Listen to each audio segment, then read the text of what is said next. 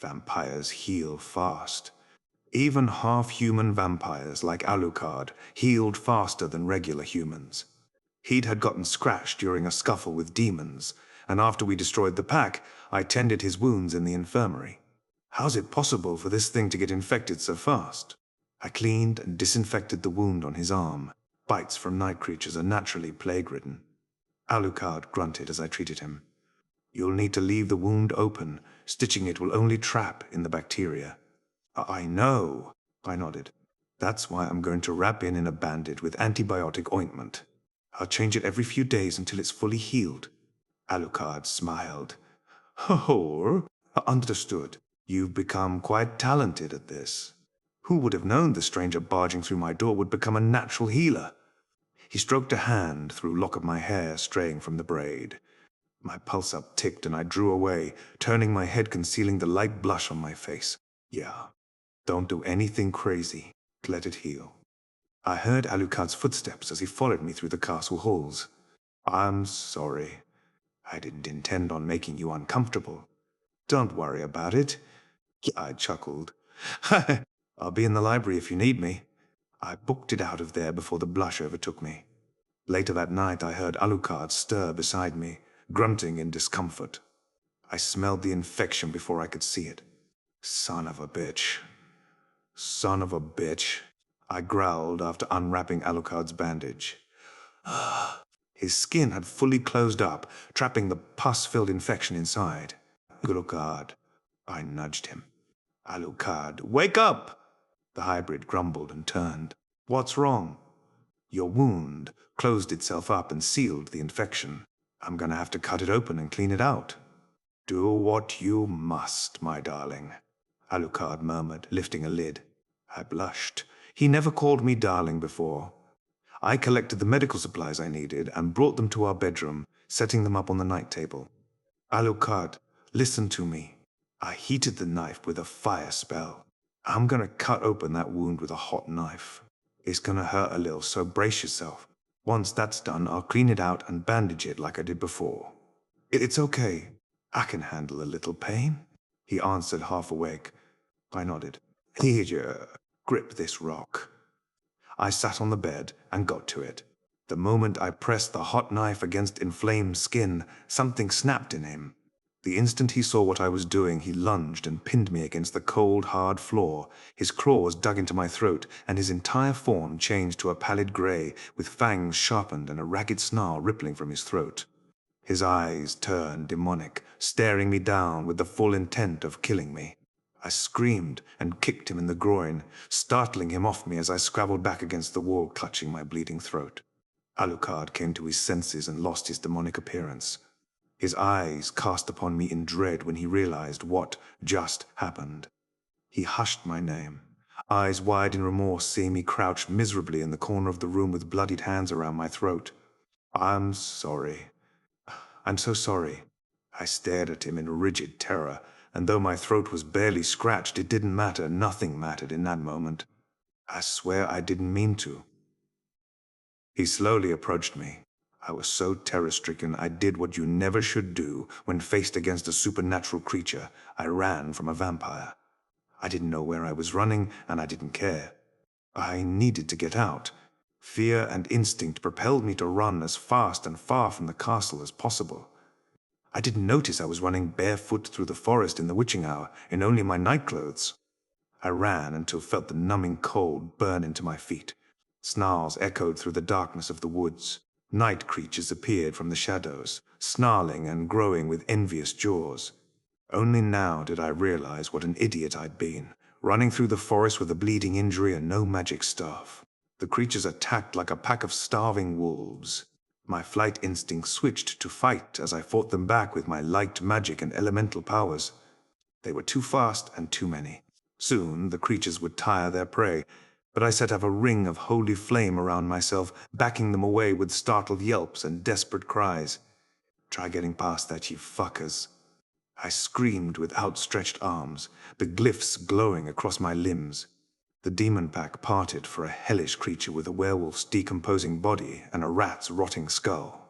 It smelled of disease and nearly made me yak. A plague master, I recognized from the bestiary, and it walked through the ring of holy fire as if it were nothing. Flames glowered in its eye sockets as it stared me down, nearly 11 feet tall. I couldn't fight the demon while keeping up the flame barrier, and it knew it. Its rotting jaws parted, and it spoke in a voice of death. Gregory. Its putrid breath filled the air. Gargoyle. When it came for me, a dark mist pushed it back, morphing and solidifying into what I initially believed was the devil himself. A massive, gargoyle-like creature with leathery wings and curved horns. It stood between me and the Plague Master, spreading its wings, and roared. My heart dropped, recognizing the beast's gilded eyes. Alucard. The holy flames parted as I ran and took cover, watching Alucard and the Plague Master duke it out, destroying everything in their path. Alucard had the advantage of flight, swooping and clawing chunks of decayed flesh off the demon, while the Plague Master had the advantage of being swift on its feet and claws, its poisoned jaws clacking at the gargoyle. The two creatures locked into a bloody brawl when the Plague Master landed a bite on the gargoyle's chest. My heart cried out along with the gargoyle's scream, flailing his wings, trying to shake off its jaws, but it couldn't loosen it. It would hold on until he died. Hey, you rat bastard. I screamed and pelted the demon with divine fire. Forget about me. The Plague Master unlatched its jaws from Alucard and advanced toward me. I gave a quick glance at my ghoulish savior and smirked. Alucard, though bleeding tremendously from his belly, saw the chance and shot into the air like a hellish falcon and swooped onto the Plague Master, cracking his neck between his claws before ripping it clean from its shoulder blades. The body disintegrated into putrid smoke, and Alucard snarled in disgust. He landed before me, crouched low with a loud thump, his great wings pinioned and a black wound bleeding freely from the grisly bite marks of his enemy. He spoke my name softly. It's okay. I approached him, no longer afraid. I'm fine. I'll be fine. My neck had already begun to heal. Alucard lowered his head and gazed at me in painful regret.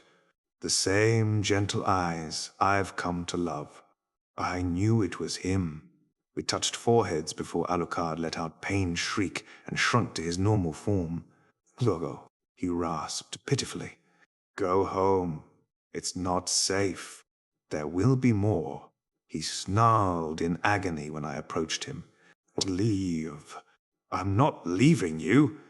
You can't save me, I was.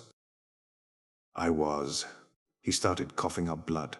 We're going home together. I helped him up.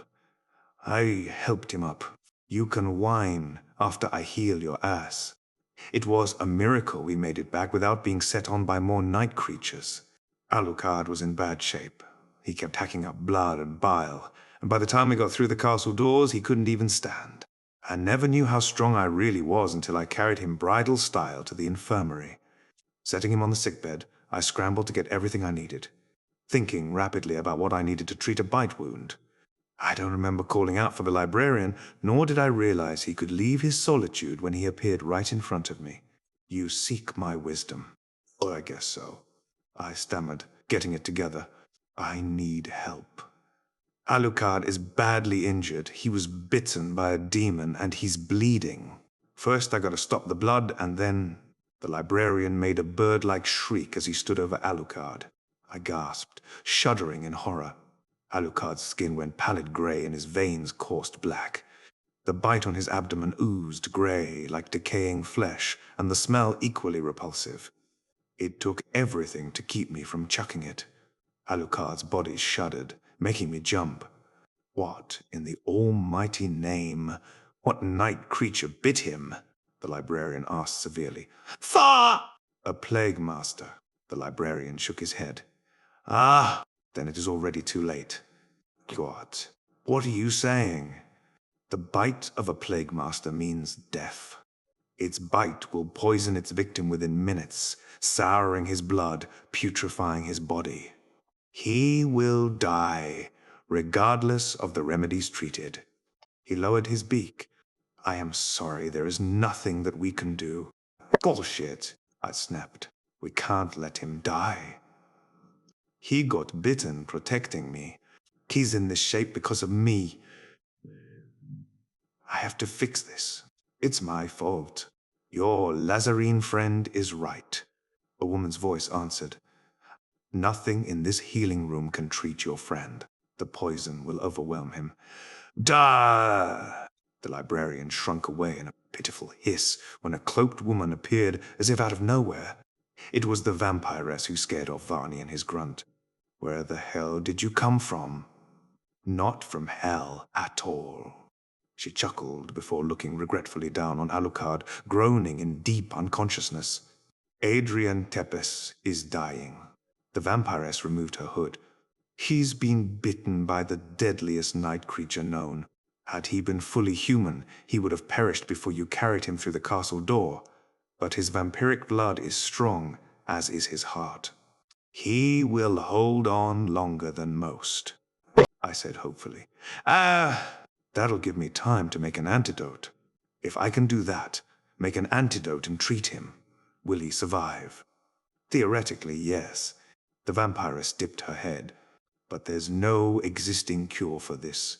He was bitten by a plague master. You could concoct a treatment, but it would only prolong the inevitable. Her eyes glinted in a knowing way. However, if you were to acquire panacea dust and create an elixir from it, his life may be saved. Hope sprung in my chest. Where can I find panacea dust? It is a rare substance nearly gone from this world, but I know the alchemists of the Whisperers possess it. The name sounded eerily familiar, but I didn't care. Where are they? The closest of their enclaves is outside Targoviste. She explained. It would take many days to reach it, too late for him, but you're a magician in your own right. You could travel, recreating a transmission mirror. However, if I were you, I'd visit the city first. She moved across the room like a phantom. I will return for him in 3 days. What the hell do you mean? I confronted her. The vampiress shook her head, gazing dourly at Alucard. He is a good man. A shame that I have to come for him. I will feel no pleasure in taking him, just as I felt no pleasure taking his mother. Dread froze my blood to ice. Who are you? I demanded with my staff at ready. The vampiress cocked her brow, smirking amused. You know who I am. A chill buried into my bones when I saw glyphs, different from mine, but telling me all I needed. Not if I have anything to say about it. I blocked her with my blowing staff. Morai, the angel of death, thought this amusing and laughed. Child, you cannot stop me no more than you can stop the rising of the sun. I have no desire to take this man's life away. I must. The poison will kill him within 3 days, and I have to do my job. Be thankful it is I who will attend to his soul and not my wretched shadow. 3 days, you have until then to save the one you love. She vanished like the spectre she was. Librarian. I took the staff in my hand after I garbed myself in my traveling clothes. Watch over him until I return. He might not survive when you return. You heard the angel. I snapped tersely. I've got 3 days until the poison takes him. I'm not going to sit around wallowing in pity praying for a miracle if there's a chance I can save him. I suppressed a cry as tears streamed down my face. I'm taking it. The librarian cocked his head and slowly blinked. I understand. I will tend to him as best as I can until you return. I took a breath. Thank you. I approached Alucard in his sickbed. His eyes shut tightly in pain. His entire body shuddered as if in death throes. I promise I will return. I kissed his forehead. Keep fighting. I'll be home soon. My throat clutched, and I had to say it in case the worst comes and I failed him. I love you. Creating the portal with magic and shattered mirror shards was the easiest part. Stepping through and leaving the castle behind was one of the hardest things I've ever done. My boots crunched in the ground as I scanned the wooded outskirts of Targoviste. I closed the portal with a spell, placing the mirror shards in a thick purse within my cloak.